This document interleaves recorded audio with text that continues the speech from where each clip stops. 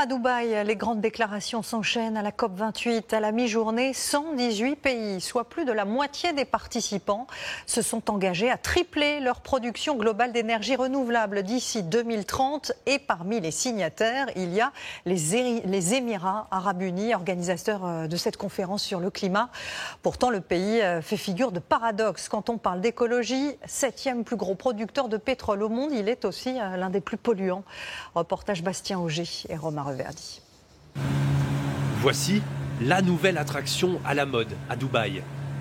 Autant vous prévenir tout de suite, elle n'est pas la plus écolo. Ça consomme beaucoup plus qu'un jet ski, 50, 70, 80 litres d'essence, un truc comme ça. Pour une heure ? Oui, pour une heure, mais personne ne me pose jamais cette question. Les gens veulent juste aller très vite. Ces touristes luxembourgeois ont payé 200 € pour 30 minutes de vitesse et quelques photos pour les réseaux sociaux. On est ici pour profiter, on ne va pas trop se casser la tête combien de litres je consomme avec la machine ou pas. Voilà quoi, c'est tout. Le rendez-vous mondial du climat a donc lieu au paradis de la démesure. Au cœur des Émirats arabes unis, le 7e plus gros producteur de pétrole du monde, Dubaï vit avec l'idée qu'il faut toujours voir plus grand. En témoignent ses îles artificielles, ses centres commerciaux climatisés et sa célèbre piste de ski. C'est fou, nous sommes sur une piste de ski au milieu du désert. Mais c'est cool, j'aime ça. À l'extérieur, il fait 27 degrés, ici, moins 4. Tout cela grâce à d'immenses climatiseurs qui tournent nuit et jour, en plein été, comme à Noël.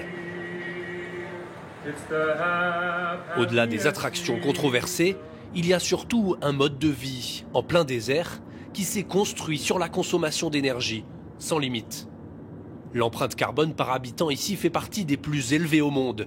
22 tonnes de CO2 par an, 4 fois celle d'un Français, 1,5 fois celle d'un Américain. Au royaume du pétrole, le 4x4 est roi. Cette Française est coiffeuse à domicile. Tous les jours, elle emprunte cette immense autoroute de 2 fois 6 voies au cœur de la ville. Pas le choix, dit-elle. Il y a la chaleur. De juin à septembre, on ne peut plus se déplacer dehors. On ne peut pas marcher, on marche 5 minutes, mais on ne peut pas respirer, donc c'est pas possible. Ils vont développer au niveau des transports publics. Mais sincèrement, c'est pas la plupart des gens qui vont prendre le métro ni le bus, malheureusement. Et l'essence coûte ici autour de 80 centimes d'euros par litre. Les voitures, les routes, les immeubles géants grappillent toujours plus de place au milieu du désert. Toutes ces constructions ne sont pas prêtes de s'arrêter. Aujourd'hui, il y a 3,5 millions d'habitants à Dubaï. On en attend 2 millions supplémentaires d'ici 2040.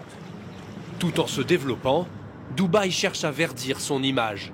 À quelques pas de l'autoroute, des promoteurs ont construit ce quartier baptisé la ville durable. Tapissé de panneaux solaires, l'eau est recyclée et on se déplace en voiturette électrique. Oui, Dubaï est dingue, mais il faut bien commencer avec de petites initiatives. Les voitures, à essence ou électriques, sont toujours là, mais priées de rester à l'entrée. À 2 heures d'ici, le plus grand parc de panneaux solaires du monde vient d'ouvrir ses portes. Les Émirats se rêvent en Eldorado des énergies renouvelables, sans renoncer pour le moment à être celui du pétrole. La production doit même augmenter de 40% d'ici 2030 pour continuer à exporter massivement dans le monde entier.